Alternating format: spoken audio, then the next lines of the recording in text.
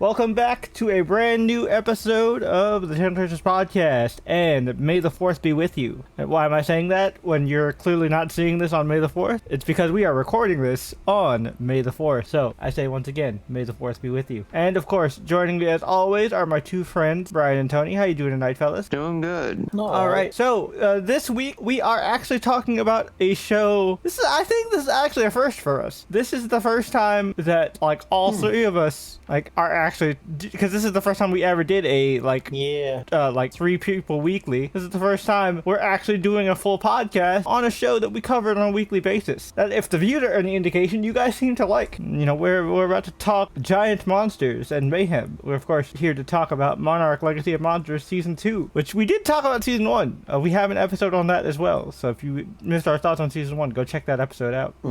But before we get into all of that, of course, we're gonna start off as we always do by first jumping right into the news with Brian. Take it away, Brian. Of course, before we do the news, we gotta honor a legend. Oh yeah, this was sad. Legend of the comic book world, Jerry Conway. Yep, co-creator of The Punisher, the man who killed Gwen Stacy. Jerry Conway has been active in Marvel Comics in particular. Well, he's also wrote for DC, but he's big known for Marvel, and he's been active in comics since the 70s all the way up to now. He also created the lesser talked about but still awesome DC character Firestorm. Yep. He was one of the co-creators of Firestorm. Yep. He's contributed a lot. Jerry Conway actually started working at Marvel as a young man and was actually touted to be Stan Lee's successor in terms of a writer-editor type. And that's why he was put in charge of Spider-Man. And then shortly after, he was told to kill Gwen Stacy, and he was like, "I don't know if we should do that, Stan." He's like, "No, do it." And then when Stan got backlash and letters for it from college kids, he was like, "No, that was Jerry who did it." And it's just like, "Oh, okay." But yeah, he also created the Punisher, and also Jerry Conway was the person who we alluded to in our Daredevil episode, and I think in a few of me and Tony's Daredevil individual reviews, who actually was outspoken against the rogue cops using the Punisher logo as part of their regalia. Yeah. Also, I believe he co-created Carol Danvers. I don't know that for sure, but that sounds right. I know it says that he co-created Miss Marvel. Oh, that's probably Carol Danvers, because G. Willow Wilson created Kamala Khan. Yeah. He also unfortunately created the Jackal. I mean, not his fault. He was told to make a villain. It's not his fault. Other writers in the future made it super complicated. He was responsible for the original Clone Saga in the 70s. A lot of people do not know that the Clone Saga the first Clone Saga happened in the 70s, and that clone got pushed down a smokestack and died, but turns out he survived, and that was Ben Reilly. Well, he would later become Ben Reilly. He also created New Teen Titans. Yep. And co-created Crisis on Infinite Earths. Yep. He's very pivotal in a lot of big events for both Marvel and DC. He will definitely be missed. He contributed a lot to this medium that we all three of us know and love. Thank you, Mr. Conway. Sure. We appreciate you. He also introduced Jason Todd. Yep. He introduced to be specific, he introduced blonde Jason, or ginger Jason. And then later on, eventually in 5 years, Jim Starlin killed him. Although do not blame Jim Starlin, it was literally like a phone line thing. If you don't know the story, you don't know the story, but it's a whole thing. Yep. But he also worked on TV as well. Oh, did he? Yeah. He would do writing for Diagnosis Murder. Never heard of it. Father Dowley Mysteries. It's a lot of procedurals. Matlock and Law and Order Criminal Intent. Matlock and Law and Order Criminal Intent, I know. Yep. He also co-created Killer Croc. Nice. And the list goes on and on. He passed away, unfortunately, at 71. Do we know of what? I don't think it's been said yet, but I do know that a couple years ago he beat cancer. So it might have come back. Unfortunate. 73, sorry. But anyway, let's move on to the actual news, which kind of a pseudo sequel, because recently we talked about how Firefly is coming back. Hopefully. Yep, as an animated project. Yep, I remember you mentioned we talked about that. Well, we have another fan favorite franchise, which is hopefully coming back, but in a different medium. Instead of a web series, it will be a movie. Okay. And that web series is The Guild. Oh shit! I never watched it, but I heard heard good things about it. Oh, I think I've seen it, or most of it. It's really good. It's very meta about geek culture and like found families. Really cool. They're bringing back all the original 6. I believe it's to celebrate the 20th anniversary. Oh, wow. I believe, like Dr. Horrible, it was a product of the writer's strike. Oh, okay. Makes sense. And for those that don't know, it's about a group of people who are a guild in World of Warcraft, or a World of Warcraft like game, because copyright. And they then like meet up in real life and like help each other through their issues and all. There's maybe romance involved, inter-party romance. It was really cool, and it's really cool to see that it's coming back. It isn't like official yet, but they did announce that a Kickstarter is coming, and hopefully the quote unquote this summer. So who knows by the time this is actually out. Yeah. If it is going on, go check it out, support it. It looks like this is going to be like another thing where it's like completely fan driven. You'd love to see it. Yeah, maybe if it's active by the time this episode gets released, future Brian can put a link in the description or something. Maybe, but we'll have to see. But we don't know anything else beyond the fact that the 6 are returning and that it is happening, hopefully. Oh, good for them. Yeah, that's it. All right, so next up is, of course, Screen Time. Screen Time is a segment of the podcast where we all talk about the various rabbit holes that we have found ourselves in between recording podcast episodes. That can be anything from books, TV shows we don't have time to cover or may cover later, movies we may cover later or don't have time to cover right now, comics, manga, anime, anything in between. So I'll go ahead and start. I've only got a few things. Well, obviously now we're, to keep things condensed, we're only limiting it to 3, but my things are pretty simple. This will definitely date the episode on when we're recording it, but the NBA playoffs continue for me, and the Lakers, after blowing 2 games after going up 3-0, did manage to finally close out the series. They beat the Rockets, and now we are going to proceed to get absolutely clapped by the Thunder. I'm not even going to be delusional. I know the Thunder are the better team, and our best player is injured right now, so we're probably going to lose, but I am proud of the Lakers for actually making it past this first round. We had no business doing so, but the Rockets were just that ass. So I guess there we go. I'm happy that LeBron got some really cool moments playing on the court with his son, getting a lob with his son, setting his son up with a screen to get to do his own "la fuck you" 3, the family signature move, I guess. So that was cool. On the other side, on the East Coast of the NBA playoffs, my East Coast team, my home team, the New York Knicks, put belt to ass against the Atlanta Hawks and closed out that series. My God, they beat them bad. It got to the point where I was like, all right, y'all are up by like 30. I think I don't need to watch this anymore. But they did win, and now they're moving on to the next round of the playoffs, and they'll be going up against the Philadelphia 76ers. I'll make a prediction here, and it'll probably age like milk, and I'll be wrong, and then like you can comment in the comments like, haha, dumbass, your Knicks lost. Feel free.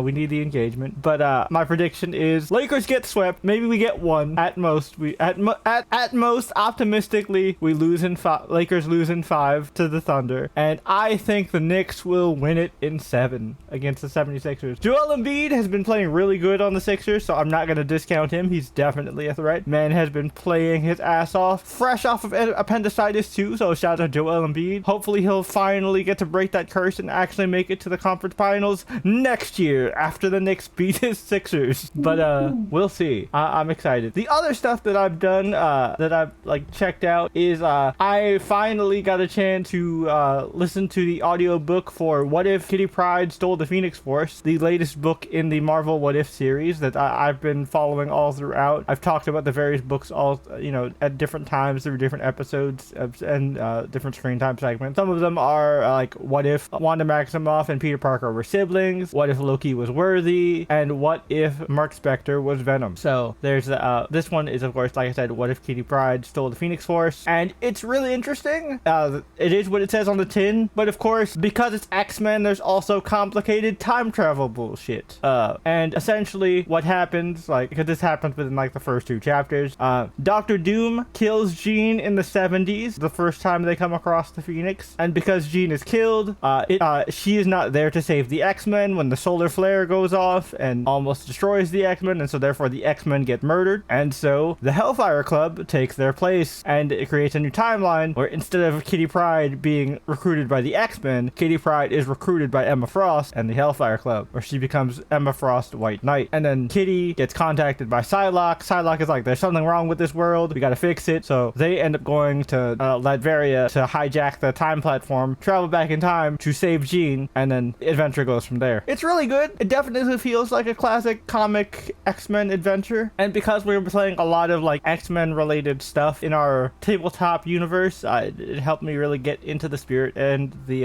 vibe of things. We'll talk about that shortly. I'm sure Brian can mention it because his game is first up on the docket. I mean, technically mine is, but mine is more of a return to an old game before we start a new one. But Brian can talk about his later in his segment. But yeah, the last thing, of course, is I checked out a new video game that has been taking the world by storm, and I agree. It is probably my game of the year for 2026, and that is, of course, Pragmata. Pragmata is a new game coming from Capcom that is a third-person action shooter where you play as Hugh Williams, a astronaut engineer who is tasked to investigate a rogue AI on a space station, on a corporate space station. And, you know, on this adventure, he finds Diana, a lifelike AI robot with the personality of a child and, you know, demeanor of a child, that helps him by helping him hack the robots as he tries to kill them as they try to kill him. And Diana is the cutest thing in the entire world, and I love her and will protect her at all costs. This game is so much fun. The gameplay, like, loop of hacking and shooting at the same time is a little difficult for my terrible reflexes, but I'm still getting the hang of it. It's a lot of fun. The story is great, and I can see why this game has inspired men everywhere to actually want to have kids, because Diana's just so fucking cute. I really enjoy it. It's a great game. If you're into like the sad dad genre of games like Boy of War and Boy of War Ragnarok and The Last of Us, we don't need to talk about The Last of Us 2, but I guess that as well, then you'll enjoy Pragmata. I'm enjoying the fuck out of it. But yeah, that's pretty much it for me. Brian, what about you? Alright, so first up, just a bit of an update. Black Clover update. I haven't been watching as much because I've also been circumventing it with something that Jay and I will probably talk about later. But I'm liking it. It is definitely a slow burn. I've gotten to like... Have you started? Has the Elf arc started yet? I don't remember when the Elf arc starts. That's the first big one. I don't think so. Maybe. Right now, they're in the midst of saving the big city from the one dude and his zombie army. The Necromancer guy. I remember that. That was super early. Yeah. And I gotta tell you, the episode before where it was the dinner was really pissing me off. Why? Because it's like, how dare a commoner be here? Oh yeah. So classism is like a big thing about Black Clover. That's gonna be a running thing all throughout. Yeah, I realized that, but this was just one point where they were in a room with a lot of powerful people who were all harping on it. Oh yeah. I'm just saying that's gonna happen a lot. It's a running thing, and especially because Asta and Yuna are orphans from the Sticks, so they're like they're even more commoners than the commoners. Yeah. But you got to see the some of the heads, like the leader of the ice people who can basically freeze time. Freezing time is a Wizard King's magic. Well, he can. It's like the atmosphere becomes so like thick and cold that it's almost frozen. You know what I mean? Yeah, I got you. I got that confused because, like, well, I mean, it's not like super big of a spoiler because he reveals his magic super early, and it's not like a massive plot point. But the Wizard King has chrono magic. Nice. Same as my IRL D&D character. Yeah. So like when you said free time, I was like, so they've talked about that with the Wizard King, and I was like, oh wait, no, you're talking about somebody else. Yeah. But also you got the head of the Fire Clan, and his younger brother that has taken a liking to Asta and wants to be his rival. Oh yeah. Also, we got the dungeon arc, where Asta and Yuna meet back up finally, and and After they're in that dungeon. he's joined, yeah, Yuno's joined the Golden Dawn. Yep. Yeah. Stuff like that. Yeah. And you get what is her name? Not Persephone. It's What'd she look like? she's the Golden Dawn girl. That is the cousin. Oh, the cousin of shoot. I know who you're talking about. But- Oh, and then oh, she oh, gets- oh, the one that had the crush on Asta. Yep. I can never remember her name.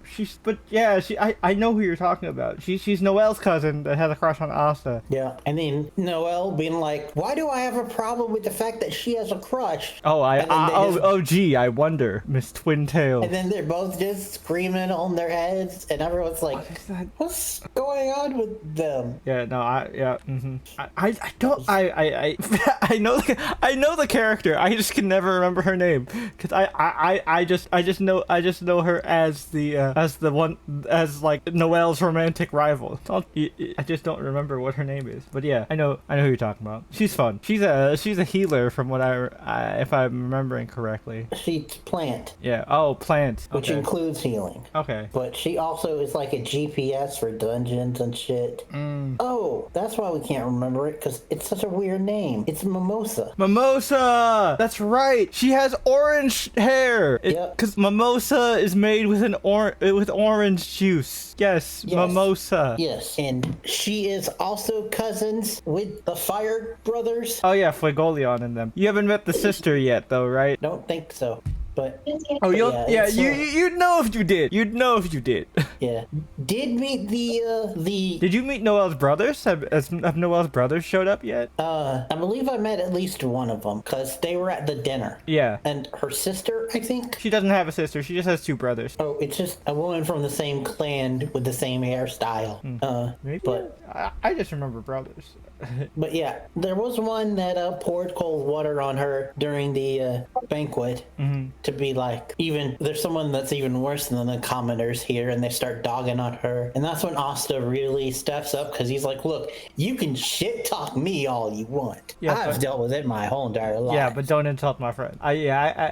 Yeah. Like they're really fucked up. Like Noelle's family is really fucked up in the beginning because like Noelle is the last child of her family and her mother died in childbirth. So Tyrion Lannister. yeah, it's the Tyrion Lannister situation. Yep. Like they even say it at the banquet. It's like, "You killed mother." Yep. Which I didn't mention it, but speaking of Black Clover's manga just ended. Yep. I won't really talk about it obviously because Brian is in the middle of watching the show, but I enjoyed it. I have had some spoilers. Really? Because obviously. Like internet- what? Like what Wizard King Asta looks like. Oh, okay. Okay, gotcha. I was like, I hope they didn't spoil like the big bad guy twist and stuff, because like it's a wild ride. No, just some looks of Okay. characters. Yeah, Wizard King Austin looks pretty fucking cool. I'm not gonna lie. Yeah. Which also, it was kind of interesting because he got a power up and nobody talked about it. Yeah. During the banquet. Summon the second sword. Oh yeah. They do kind of just gloss over the second sword. Yeah. Also, Yuna got his power up with us meeting the totally not Tinkerbell. Oh, okay. So he's got the fairy already. I didn't remember what part of I didn't know. The fairy was introduced, but still, the only thing that we know about it is what little the Wizard King has told them about it. Okay, because we don't know. I thought the fairy. What I remembered was the fairy was introduced at the end of the elf arc. Okay, so she shows up earlier. Maybe it's you find out more about what she is at the end of the elf arc. Yeah, that could be what it because is. she first shows up at the end of the dungeon arc because they're going up against the evil ice dude who totally isn't going to be redeemed, and he's about to kill Asta at the last minute, and Yuna doesn't have time to summon any spells or anything, and then they just randomly appear. The fairy just randomly appears and stops it, but then goes away. Yeah, she's funny. She also has like it's very much a Peter Pan Tinkerbell kind of thing. She has a crush on it's a whole thing. Very cute. Oh yeah. That just makes me think of Hook with Julia Roberts. Yeah. But hey, at least it's not calling back to the news was Felicia Day with The Legend of Neil. Oh yeah, that shit was with funny. that fairy. That shit was funny. Yeah. But anyway, moving on. One of the reactors that I watch, VTuber Alicia X Life, she has started reacting to Criminal Minds with her best friend Ant, and they're both kind of similar to you, Jay. They're both like psychological fans. Yep. Okay. So see them going in and like talking about the psychology, and it's also the first season. So this is the season with Manny Patinkin in it. Oh, nice. Where he's very unhinged. Like he was a guy. His character, if you don't know or don't remember, his character was a guy who was an FBI profiler who got really traumatized by an incident, became a college professor, and then was asked to come back into the field. So he's a bit unhinged. He's had a gun in the first like 8 episodes. He's already had a gun pulled on him twice, and like they coined it that he's like the master rage baiter. You know what? That makes sense. Because he like rage baits the bad guys into like giving up or like making a mistake so they can catch him, stuff like that. But anyway, that was really cool. And then last but not least, I watched a movie that we were going to cover for the podcast at one point, but decided not to. And that is it's actually a movie that I've been looking forward to for a while, and that is Roommates on Netflix. It is a Happy Gilmore. No, you were right the first time. Happy Madison is the production company. Happy Gilmore is the movie. That's right. It's a Happy Madison production, but it doesn't have Sandler in it, but it does have his eldest daughter. And she plays someone that I could really relate to, which is someone that people overlook all the time and fades in the background, has friends, but still like on the outskirt of the friend group. Like on graduation, the friends ask her to take a photo of. That was in the trailer. I saw. I've seen. Yeah. I saw that. That was the trailer. Yeah. So feels invisible and thinks that with college she can start over, get a roommate, and get a friend, and things go on from there. But one thing that I liked, which was different, is they brought back a really old trope. Okay. In the fact that the whole entire movie is a story being told by a character. Because post college her. No, it's you saw in the trailer the guidance counselor. The trailer kind of tricks you. Okay. The guidance counselor isn't counseling them. She is a student in the story, and she is retelling the story to 2 roommates who are fighting currently. Oh, okay. As like a cautionary tale. So that was a cool thing. And one of the chicks that she's talking to is played by Storm Reed, I believe that's her name. She played the younger sister. Yeah, Rue's little sister in Euphoria. Yep. But it's really cool, and I really liked it. Although I will say that it's not what I thought it was going into it. What did you think it was going into it? I thought it was going to be more like prom dates. What, you thought they were going to get together? No, because in prom dates they don't get together. Which one was the one that like where one of them's a lesbian? Yeah, it's the redhead. Oh, okay. She accidentally made out with her cousin, right? Was that the movie? Yeah. I'm thinking of the same movie. Yeah. Okay. So that was the movie. Okay. But her best friend was fully straight. Okay. And I thought it was going to be like that, but honestly, it's more like if you've ever seen that movie Do Revenge. Nope. It's with Maya Hawke and Camila Mendez. I saw the trailer for that. I didn't watch it. It's a really good movie, and this was reminiscent of it. Like it's and Do Revenge is more like Heathers. Oh yeah. I do. I recognize that from the trailer. Which funny little side note about that though is you really get to see Sophie Turner's comedic accent, comedic timing in that. Nice. Because she plays a mean girl that they like get revenge on, but they get revenge on her by planting cocaine in her locker. And there's a scene where I think it's like the police or rehab people are pulling her away while she's screaming with her British accent, "I do not do cocaine."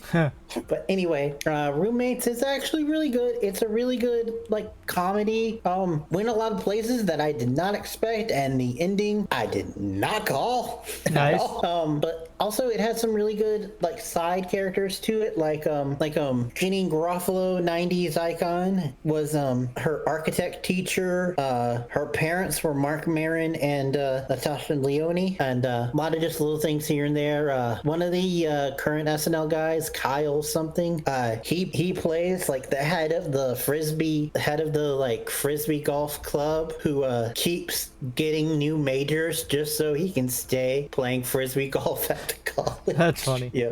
So I really liked it. Oh yeah, we've said before, it's kind of hard to talk about a comedy. Yeah. Oh yeah, but before we jump to Tony, do you want to tell the folks at home about your upcoming Marvel campaign that you're setting up? Oh, it's just if you know Marvel Comics and you know the X-Men team, the Exiles, which are just people from different multiverses coming together. It's going to be basically that, but with original characters or like original versions of these established characters. Yep. Like our friend Cap is space pirate Scott Summers. Yep. But I did also put in the caveat that I was okay with if you wanted to play a non-mutant who in their universe was a mutant, and Jay was like, I bet. Yep. So I am for this game I am playing Peter Parker of Earth 61694. He is a mutant who has 8 arms and your standard spider powers. So spider sense, wobble crawling, web shooting, that kind of stuff. Maybe 6 arms because also legs. I said 8 arms in total. Well, it's 8 arms in total. He has 6 arms plus the 2 he already has. I thought it was he had 2 extra pairs of arms because the 8 legs included his actual legs. No. It's 6 arms plus the 2 that he normally has. But anyway, he doesn't have extra legs. He just has extra arms. No, but your legs count as legs. I mean, then I guess it would be like it'd be more than 8 because he has 2 arms plus the 6. Because I counted in the image. He has 6 arms. Yeah, it's 6 arms in total. Not you were saying 6 arms plus his normal arms. Yeah. Isn't that what it is? Oh, did I miscount? I'm pulling it up now. Yeah, he has 6 arms in total. Oh, okay. Here, I kept thinking it was 6 arms plus his natural 2. Well, it's because the 8 includes his legs, so I can see where the confusion is. Okay, so it's 6 arms plus 2 legs. Got it. Yes. All right. Well, yeah, Spider-Man with extra arms. But anyway, and then Tony is playing a really depressed female version of Iceman. Her code name is Freeze. Yeah. Mm-hmm. She's from like an everyone dies type universe that don't want to go into too much detail because we'd be here forever. And then our the other 2 players that we hadn't mentioned before are just playing OG children of or one is playing an OG child of 2 established characters, and one is playing an established child of 2 characters. An alternate version of an established child of 2 characters. Yeah. It's gonna be fun. I'm excited. Yeah. But yeah, all right, Tony, it's your turn. Well, what would you like to tell the people about as you've been checking out in between podcast episodes? Not much, really. Just this one YouTube channel called The Mystorian, where he basically debunks paranormal activity nonsense. Nice. It pretty much calls the Warrens nothing but frauds. Really? Mm-hmm.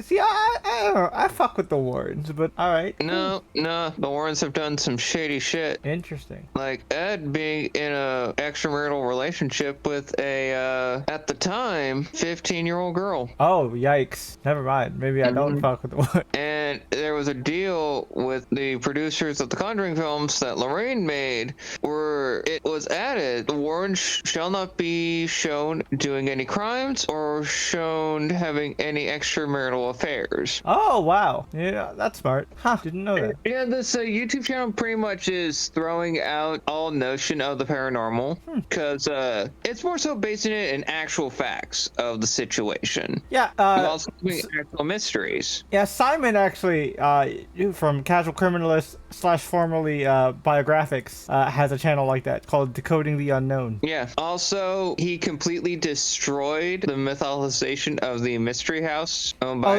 Sarah Winchester. The Winchester Mystery House? Yep, it's not actually haunted. Basically, the original owner, Miss Winchester, her first name was actually Sally, essentially married into wealth, went down to California for health reasons, and and bought up a lot of property. And the spot where the mystery house stays was being built, but was hit with an earthquake where the construction for it stopped. And she focused on other properties. And no, she wasn't cursed by the spirits of those who were killed by her family's, well, the family's rivals. Yeah. Yes, that was no such thing. And she didn't do seances. She was just a very savvy and very particular businesswoman, and pretty much lived her life like that until her death, where the property was bought up by individuals who just lied about her as a person, really defamed her character. I found these videos very fascinating. Nice. Yeah, I enjoy the paranormal as well, but I also like to see the other perspective.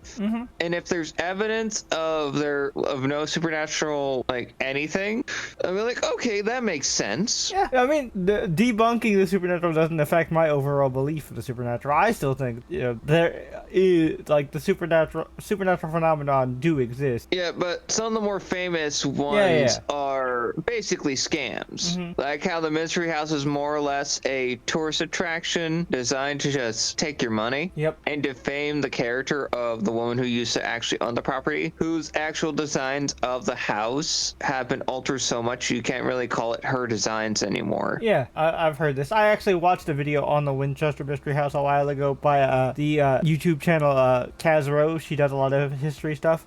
She did a video on it as well. Also, like, the dumbest possession story, this gentleman, the historian's actually from South Africa. Oh, cool. And he swears a lot in his videos, like he debunks the Orang Madan. Let's see. He actually called out our favorite cryptid, Jay. Mothman? Yeah.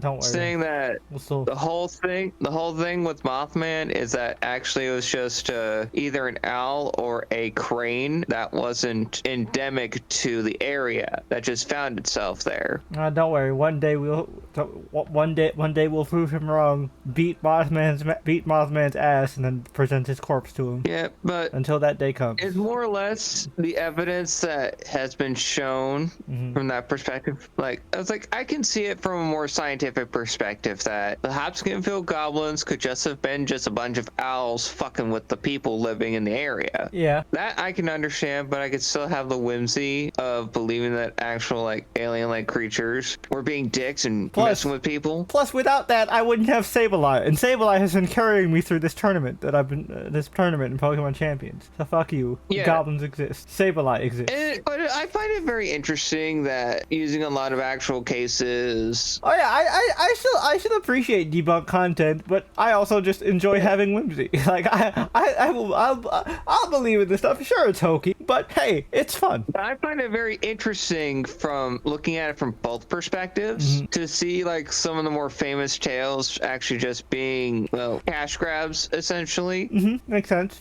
And also actually learning the truth about certain people's reputations that you thought were squeaky clean, but they actually weren't. You know? Yeah. And he also did a multi-part video series, not only on the Warrens, but also like a real deep dive on the Ripper slayings. Oh, cool. Of Whitechapel. Like, really going into each of the victims and how they kind of related to each other in a much deeper way. And that if someone were to have killed them, they would have known them by name or by living proximity, and they would have a reason to go after these women. Like, really breaking down what could have been coincidences. And he's not even saying that the person that fits the profile the most isn't necessarily the right guy, but the evidence that has been compiled really puts this man in a very negative light.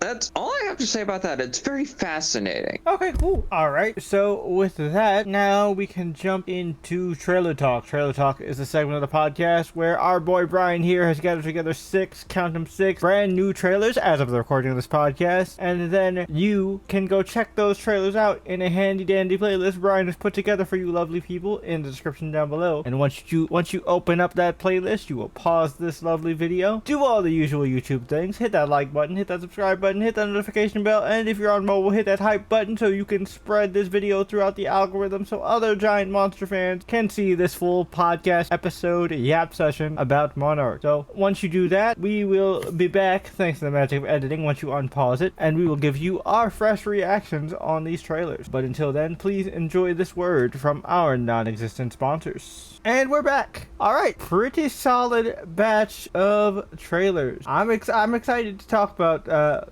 quite a few of them. So variety is a really interesting concept, but God, that world sucks. You're telling me if you're single, you could only have sex one night a year? Oh no, you're talking about the wrong one. Oh. Variety is the Colin Hoover one. Oh, right. Okay, different rant. Let me change gears. That's the next one on the list. My bad. All right. So, anyways, variety. Dakota Johnson. At this point, just do porn. You're in so many erotic thrillers and softcore erotic movies. Just do porn, Dakota Johnson. You clearly want to do porn. But yeah, weirdly enough, this is directed by Michael Showalter. Okay. Who has directed The Big Sick. He wrote Wet Hot American Summer, the original movie. He started off with just doing like straight up comedies. I think he also worked on The Good Place, if not created it. That's cool. But anyway, then he moved on to romantic comedies, after The Big Sick, where he did the Not Harry Styles one. Yeah, with Anne Hathaway. Yep. The Idea of You. He also did a Spoiler Alert, which is the sad romantic comedy with Jim Parsons. We reacted to the trailer where we know that his I think it was boyfriend is dying of cancer. Oof. And then also he directed another trailer that we watched but never watched the movie. Oh What Fun. That was the Michelle Pfeiffer Christmas movie where she's the one who runs things every year and just decides, fuck it, I'm tired. Yeah, Fend okay. for yourselves. But now he's doing this, which is just a straight up psychological erotic thriller. Yeah, I don't know, man. I wasn't sold on it personally. I might give it a try. It's about Lowen Ashley is a writer in need of work when she is contracted by Jeremy Crawford. Jeremy's wife is best-selling author Verity Crawford. Oh, Verity. And due to a mysterious accident, she is unable to finish her successful book series. Jeremy asks Lowen to complete the series, and while working on it, she discovers a manuscript that raises questions regarding Verity's psychological well-being and possibly links to her publications. So I think it's interesting. I mean, the premise sounds more interesting than the teaser gave. Yeah, but it definitely, I will say, is the least interesting out of our group. Oddly enough, it will feature Alice Cooper as himself. Huh. That's odd. No, sorry, Alex Cooper. Oh, I thought you meant Alice Cooper as in like the singer Alice Cooper. I thought so too, but no, it's the Call Her Daddy girl. Oh, Alex Cooper from Call Her Daddy. Okay. Yeah. Interesting. But anyway, next up is the one that Jay was talking about. Yeah. Okay. So one night only. This is a fun. This movie looks fun, like a fun rom-com, but God, this world sucks. So you're telling me, single ass me, who used to be a serial relationship person, but is now single by choice because I'm more focusing on myself and learning about myself, would have to wait till one day a year to have sex. That's bullshit. Because one night a year when premarital sex is legal. Yep. Nah, that's bullshit. Do you know how many children would not be born if this was put into effect? Lots. Yep. Oh yeah, for real. But I don't think I would have been born. Like, come on now, y'all. Relax. But it looks fun. It does look fun. Yeah, the girl is, you'd probably know her best from, Top Gun Maverick. Oh! She was Phoenix. She was Phoenix! Yeah, Phoenix and Bob. Yep. Fuck yeah. Yep. And he is, Callum Turner, known most for, Fantastic Beasts and Where to Find Them, as the brother. Theseus Scamander. Yeah. And also, currently engaged to one Miss Dua Lipa. Oh, shit! Well, good for you, sir. She definitely have me Also, levitating. weirdly enough, a few different people are in this that aren't in the trailer. Okay. Like Molly Ringwald. Oh, shit. 80s icon, my living room. LeVar Burton. From Reading Rainbow? Yeah. Oh, shit. Julia Fox, who made her debut in Uncut Gems. Nice. Like Julia Julia and Fox. then Maya Hawke. Oh, nice. So very interesting cast, and like they said, it's a great director. Also, side note, did you guys know Julia Fox actually dated Kanye before he actually got with his current wife? Oh wow. Yeah. Really? Oh God. But anyway, it's directed by Will Gluck. Gluck 3000. No, Gluck. Yep, unfortunate name. That poor son of a bitch. He's directed rom-coms like Anyone But You. I loved Anyone But You. Yep. Friends with Benefits, which that was the. Wait. Is that the JT Mila Kunis one? Yep. Because they had two movies with that same premise come out. Yeah. He did the Justin Timberlake one. Okay, I like that one. He also did Easy A. Oh my God, this dude makes bangers. Okay, yeah, I'm definitely. I was gonna check this out regardless, but like this guy's resume. Yeah. But I probably should have structured this better when making the playlist. But we're gonna switch back to horror now. Yeah. So To the new Resident Evil. super excited for this because you got the director behind Weapons and Barbarian doing a Resident Evil movie. That's gonna be sick. Yeah. Which is also starring Austin. I believe it's Austin Abrams. Oh, cool. Yeah. But if I remember correctly, because it was talked about at CinemaCon, and I believe the director described the movie as Fury Road for horror movies. Interesting. Okay. I know about our protagonist here is that he's a medical carrier trying to deliver, I think either deliver medical supplies or trying to obtain medical supplies. And ends up in a night of shenaniganery and fucking crazy monsters. Yep. Yeah. The actual premise is Brian, weirdly enough. With an I or a Y? We've had a protagonist named Jeremy, and we've had a protagonist named Brian. Now we just need a protagonist named Tony. Yeah. We've had plenty of those. No, I'm saying in this batch of trailers. But Who knows? Maybe Paul Rudd's character's name is Tony. Brian, a medical carrier, is in the process of making a delivery when a sudden outbreak occurs, forcing him to fight for survival. He's making a delivery the night of the Raccoon City incident? Oh, shit. Yes. That's And rough. from what I've heard, the whole entire movie is just that one night. That's cool. Okay. I like that concept. And it doesn't interfere with any of the canon of the series because it has nothing to do with like any of that main plot. It's just this one small focused story. That's cool. Yeah. Like literally here, I'm looking at the cast list right now, and the characters in the cast list are him, 3 Umbrella scientists, and 1 Umbrella enforcer. Huh. That's it for Oh, the wow. main cast. That's crazy. Wow. And Yeah, so this is super small scale. I like that. That's cool. Yep. Yes, this guy, this umbrella staff, and a whole bunch of zombie monsters. I love it. Also, the creature designs look interesting from what we saw. Yeah, pretty top notch. You got this big back motherfucker in the sewers. Yep. Aura farming. He was aura farming. Very much reminds me of like the like kind of like looming presence of like a Mr. X type thing. Yeah, and then just from inside that small house or cabin or what have you is the multiple limbs working like hands outside the door. Yeah, that was crazy. Yep. It's going to be insane, and I'm excited. Yeah, it looks really cool. Same. I'm definitely hyped. Same. I'm just saying, seriously though, let's get Mila Jovovich show up as a zombie somewhere, just as a random cameo. Oh, I hear you. But then moving back to comedy, but this one is more of a musical dramedy. Yep. Power ballad. I'm excited for this. This is honestly peek behind the curtain. I've known about this movie for a while, and it's a bit of a leftover from last week. Where there was too much last week, but I really wanted to include it, so I included it this week. Gotcha. Yeah, I'm excited. But Nick Jonas, is my personal favorite Jonas brother. So I'm excited to see him and stuff. And Paul Rudd is always fun. Yeah. But also get to see him do musical stuff again because people forgot that that's how he got his start. Yeah. Also, we know that the music will be done well because this is the same director as movies like Once. Oh, nice.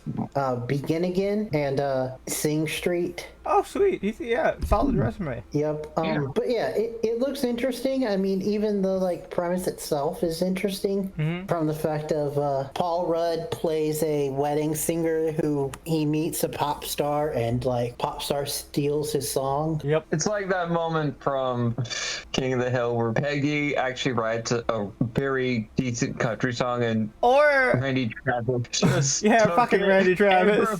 and she punches that man in the face. Oh, and then it also reminded me of like How I Met Your Father a little bit. That little subplot in that. Yep, man. Yeah. Good stuff. Also like the vibe of the thing kind of felt a little like How I Met Your Mother. But anyway, so excited for that. Now this next one, of course, I'm excited for, because this is the reason I will actually be renewing my HBO Max subscription next month.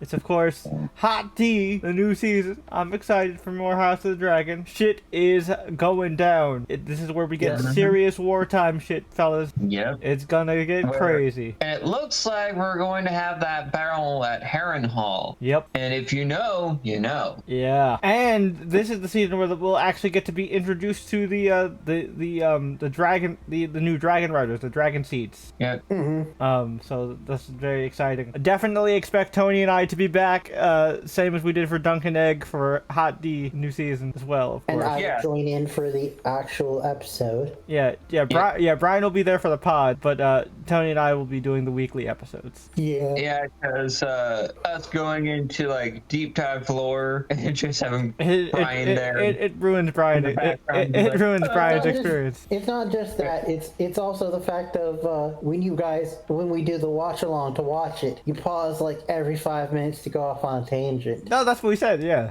That's exactly what Tony said. Oh. Yeah. Anyway, so we're all excited for it. Oh yeah. Just in different levels. We've loved everything so far.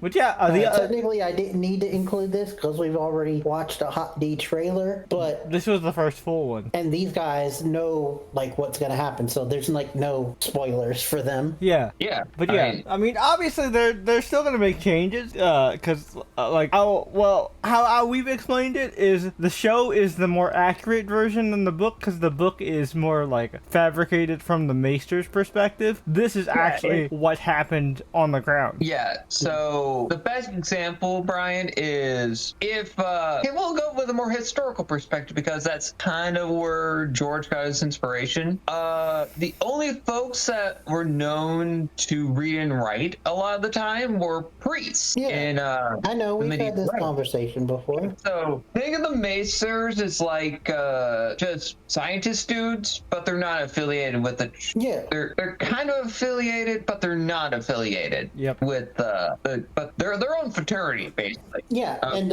that's the history of the world, and as we all know, history is written by the winners. Yep. Yeah, but although technically the Targaryen dynasty didn't really. Yeah, nobody won there. Yeah. Nobody won. It was written from the perspective of just who survived. Folks that took advantage of the situation. Yeah. Not necessarily winning the war itself, but took advantage of the situation. Yeah, but yeah, either way, it's gonna be a bloodbath. Shit is. This is where we get like the real intense battles here, like, you know, fucking children dying, big events. I mean, we already had children dying in the previous season, but like, you know, more children dying, people getting eaten by dragons. I've been told multiple times that the reason why last season might not have been so bombastic is because they're saving it up for season 3. Season 3 is going to be where all the crazy shit happened, because it's confirmed to only have 4 seasons, so we got this and then one more. Yep. So they're going to be moving things around. I mean, the one thing that they did differently, which I find very interesting from how the Grey Rats described it, is specifically for Aegon. Yeah, Aegon's like leading a rebellion against fucking his brother. Yeah, and I find that very interesting. I mean, given the fact that his brother tried to kill him, that makes a lot of sense. And they really make old One Eye more villainous. Definitely. He's a lot more imposing. I don't remember what this fucker's name is, but yeah. Yeah, the way that I want to describe it is that the show's interpretation of the actual history, as opposed to how the Grey Rats describe this individual, is that this man had some honor, according to the Grey Rats, half, but the show says no, this man doesn't really Nah, have honor. he just straight up was ambitious and wanted to get rid of his brother. So he can become king. Yep, it's very interesting. I am curious to see where it goes. Mhm. And now, but certainly not least, something very cute to end us off with: smoking behind the supermarket with you. This is a new, looks like rom-com anime. It looks really cute. Yeah. It's based upon a Twitter webtoon. Oh, nice. Okay. I like that. It's I find that it's a comedy slice of life about a overworked salesman Sasaki who finds comfort in a cashier named Yamada at a supermarket, only to discover she's also the mischievous store clerk Tayamada, who shares cigarettes with him behind the store, creating an unexpected Nice. bond. It looks cute. It looks very cute. I'm definitely gonna check this Yeah. out. Did it say when it starts? Oh. I'll definitely watch. July. Okay. So just a couple months away. All right, cool. And also, Jerry, from this description, it looks like we were both right. It looks like, to begin with, he doesn't know that they're both the same, but then later finds out. Ah, nice. Yeah. I'm excited. Indeed, same. But yeah, that's pretty much it for trailer talk. So now we get to our main event. We get to talk about Giant Monsters and Monarch Legacy of Monsters Season 2. Now, normally we would do a spoiler-free section, but we have done weekly episodes with all three of us talking about it, for the past, couple months or so. So if you want to hear our thoughts as we go through episode by episode in more detail, you can check out the playlist that we have for the series. We have covered every single episode. Now, there are a couple videos where we cover 2 in 1, but, we have covered every single episode of Season 2. So definitely check those out. This is the point where future Brian will put a card somewhere in, up top above our heads. But yeah, so we're going to go ahead and just jump into spoilers from here on out. Go watch our reviews if you want to hear individual spotlights on episodes. But it definitely gets a seal of approval. It's a big jump in quality from even Season 1, and we all really enjoyed it. So now let's talk spoilers. All right, so I really like how Season 2 expanded on the lore of Monarch, and I think they utilized the flashbacks really well. Obviously, the flashbacks were a big tool of the first season, but I really like how they were incorporated in this, and how flashbacks were brought into the present via the quantum telephone. That was really cool. Yep. Yeah. Although the one thing that I will point out, just for myself, that the show has done is make me reverse my disdain. It's elevated from hatred to disdain to okay, you grew as a person of Miss Kate Randa.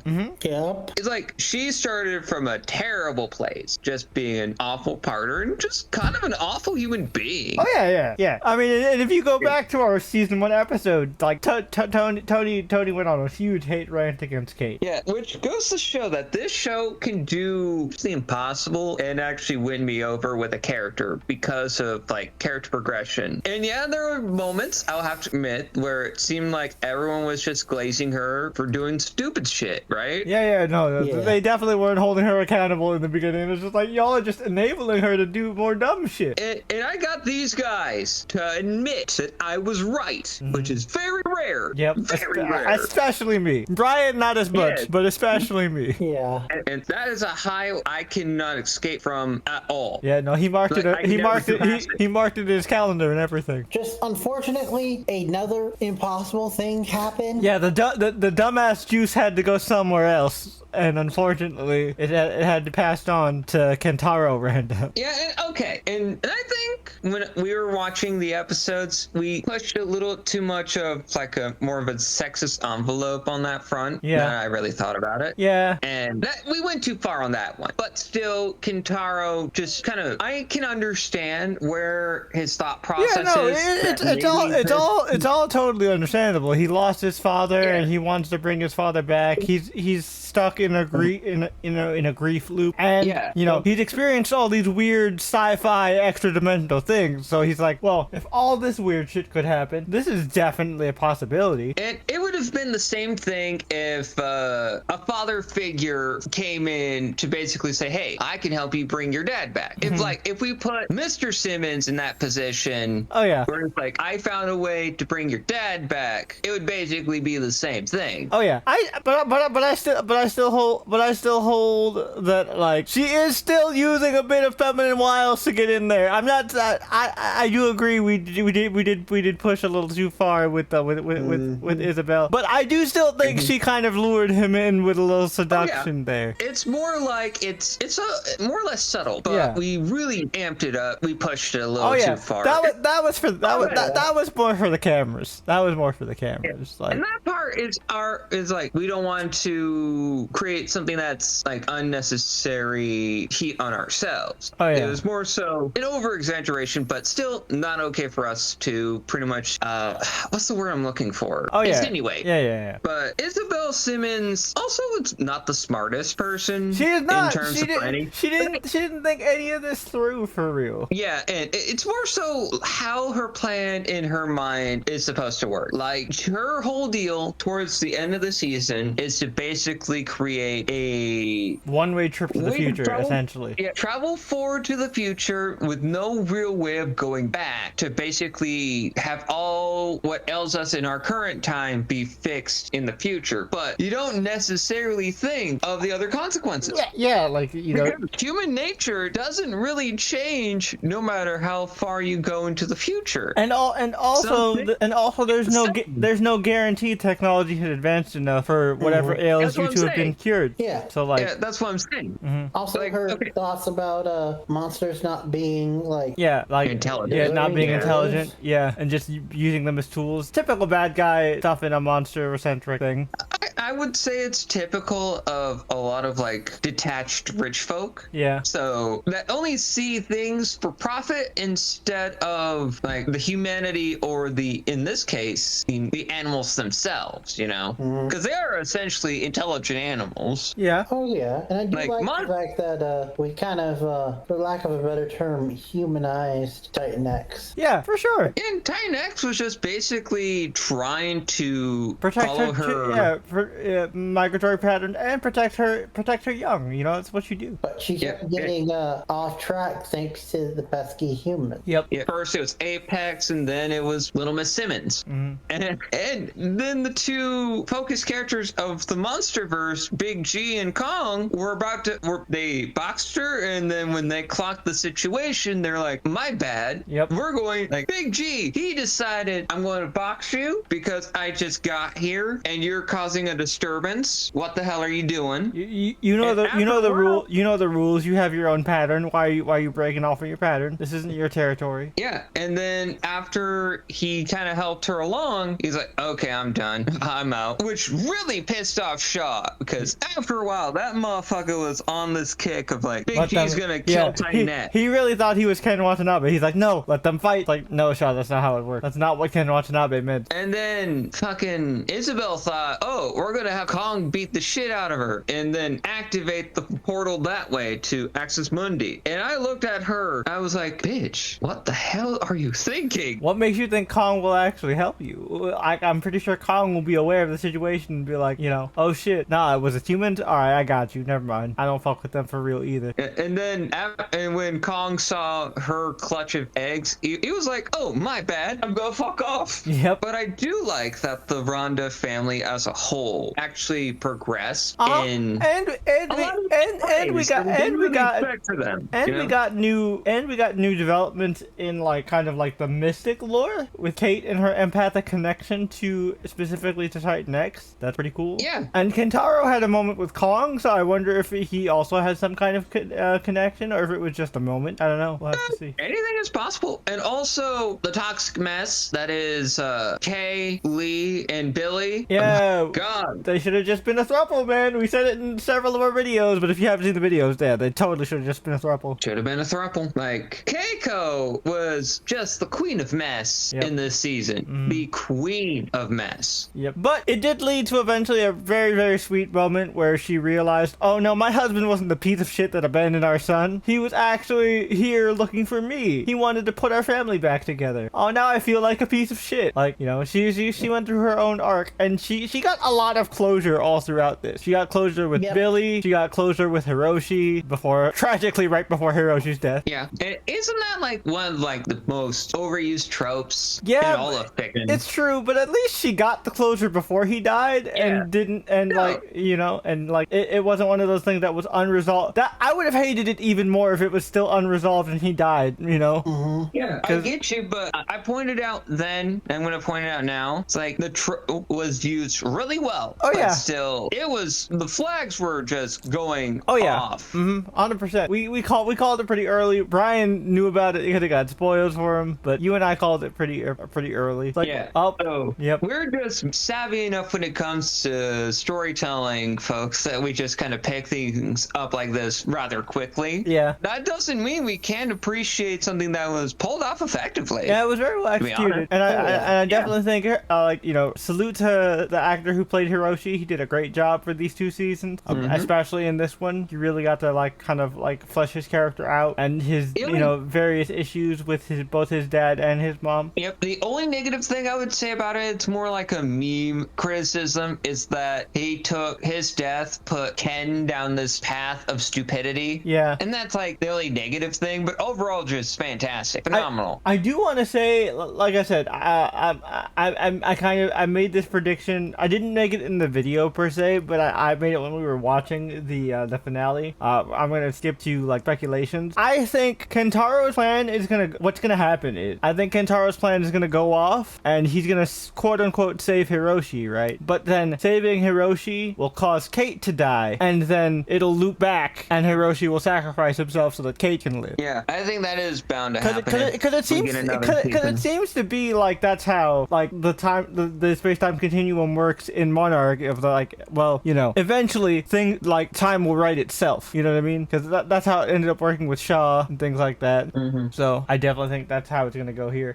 Brian, do you have any speculations you wanna, or any other final things you want to say about the season? I feel like the way that we're gonna get Kentaro is that get a pairing that we haven't really seen before. Him and his grandma. I think that would be cool. Yeah, because Kate and Keiko bonding is what brought Kate's character back. I think that would make sense for Kentaro and Keiko to like also because go on that journey together. She has to let go of the idea of bringing him back. And she has to let go of the idea of the time travel thing. Like what would happen if she had stayed? And so dealing with that, she can kind of be like, hey, look, he was my son, and I miss so much of his life. But yeah. That is also very true. Yeah, I think Keiko, you're right.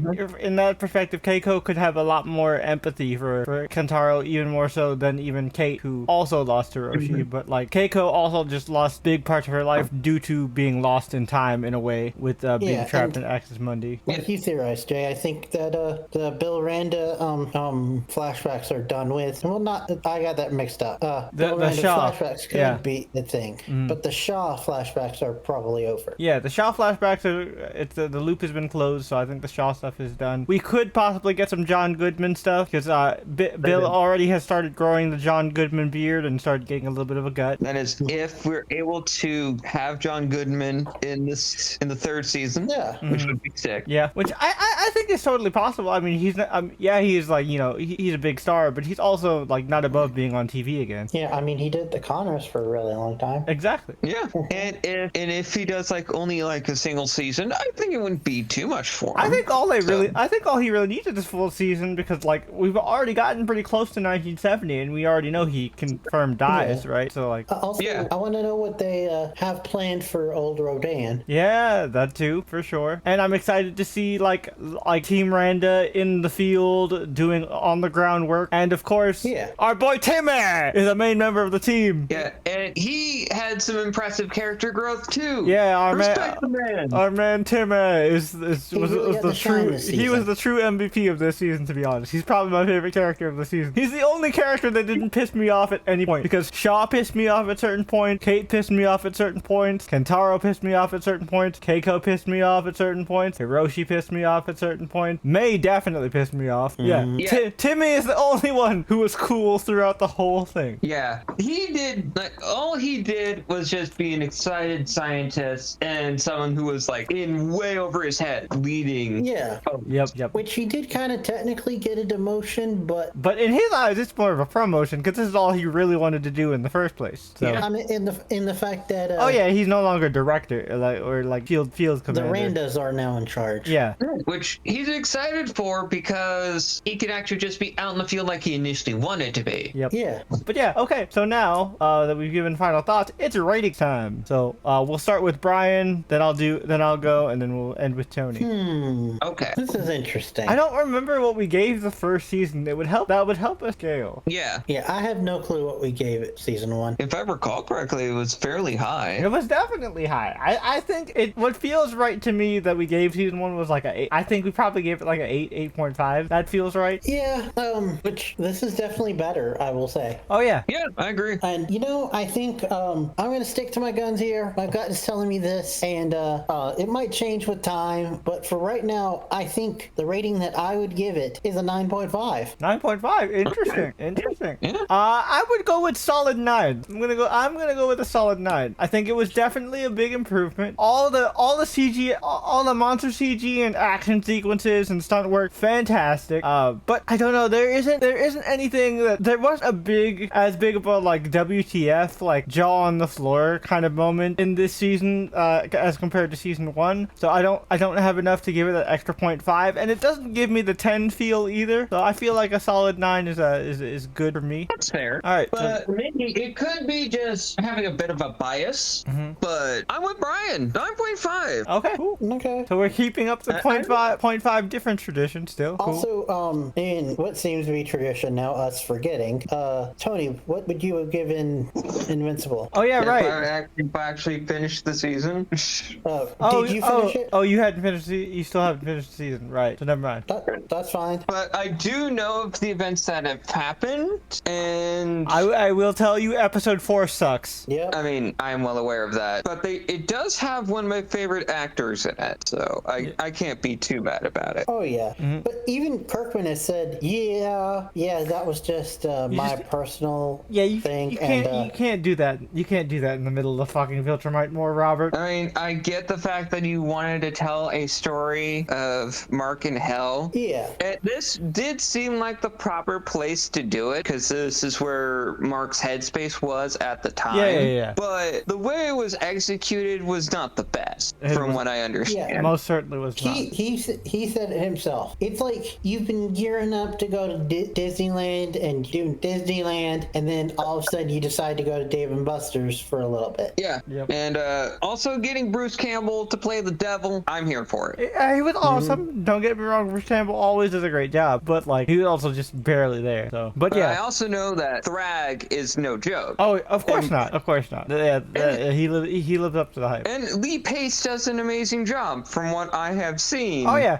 If you if you guys have probably have seen the episode by now, but by the time this comes out, we praised a lot. We praised Thrag a ton. He was great. Yeah, the way we phrased it, Tony, is that this is kind of what we expected from his Ronan the Accuser. Yep. Yeah, that makes a lot of sense. But yeah, okay. So those are our ratings. So it feels appropriate to be announcing this on May the 4th. But Brian, tell the lovely folks at home what we will be covering on next week's episode of the podcast. Well, we ended up doing another sandwich, people. It's an animation sandwich. We're going back to the world of animation, and we are covering the latest animated property in the Star Wars universe, Maul, Shadow Lord. This is exciting. I'm really excited. Unlike something like Rebels and like Bad Batch, this is something that Tony can watch without having seen the Clone Wars, like all of the Clone Wars show. So like he'll get a kick out of this. I'm excited. I've already talked about it a little bit because I watched the first 2 episodes. It's good. Really enjoy it.